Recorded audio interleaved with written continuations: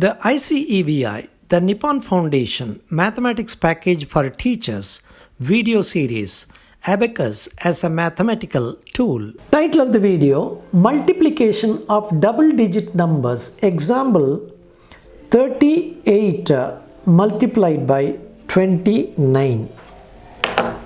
Here, 38 is the multiplier and 29 is the multiplicand. Let us set the multiplier 38 in the extreme left of the abacus. As the multiplier has 2 digits and the multiplicand 29 also has 2 digits, we have to take 4 columns. Add 1 for the abacus calculation, and therefore the number 2 of the multiplicand 29 should be set from the 5th column to its right. The number 2 should be set in the 10,000s column, and the number 9 should be set in the thousands column in the right side of the abacus. Let us start the multiplication.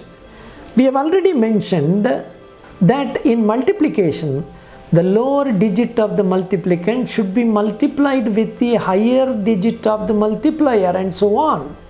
Therefore, in this multiplication, let us start multiplying 9 and 3 to begin with.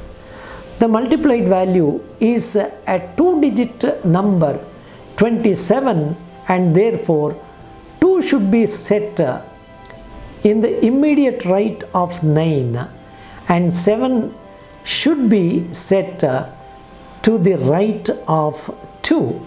Now we have just completed the multiplication of 1 digit of the multiplier, and we should start the multiplication of the 2nd digit.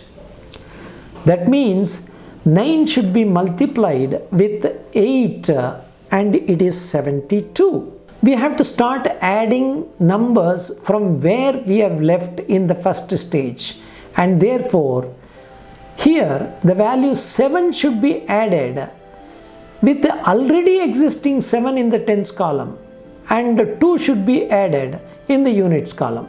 Now, in order to add 7 in the tens column, you have to add 1 number in the hundreds column, because you have only 2 left in the tens column. What we have done, instead of adding 7, we have added 10. That means we have to subtract 3 from the tens column. How do we do this? We subtract 5 in the upper abacus and then add 2 in the lower abacus. At this stage, the operation dealing with the number 7 is over. We simply add 2 in the units column.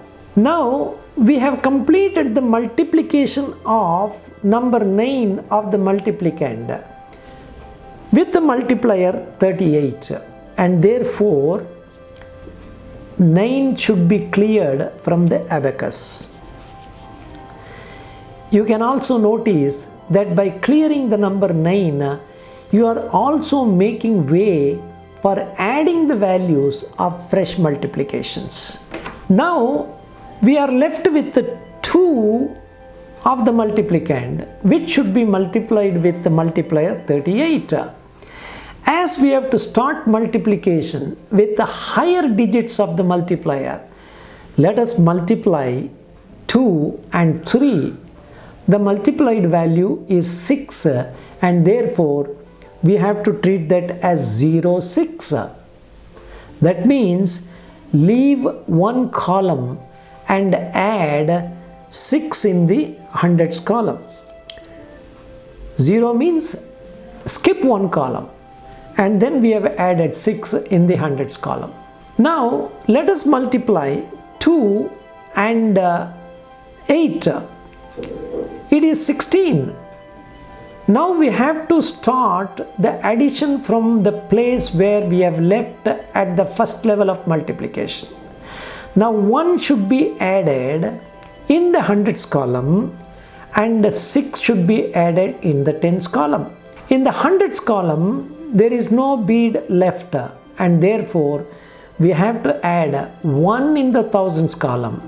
And to compensate that, we have to clear 9 in the hundreds column. 9 in the hundreds column. The next number is 6 of 1 6, which should be added in the tens column. As there is no adequate number in the tens column, we have to add 1 in the hundreds column, and in order to compensate the excess 4, it should be deleted from the tens column. Now the multiplication of 2 with 38 is over, and therefore we clear the number 2, which is the multiplicand, and we can clear the multiplier also. Now let us check the value. The answer is 1 in the thousands column, 1 in the hundreds column, 0 in the tens column, and 2 in the units column. The answer is 1102. With more exercises, the child will be able to get a grip of abacus multiplication.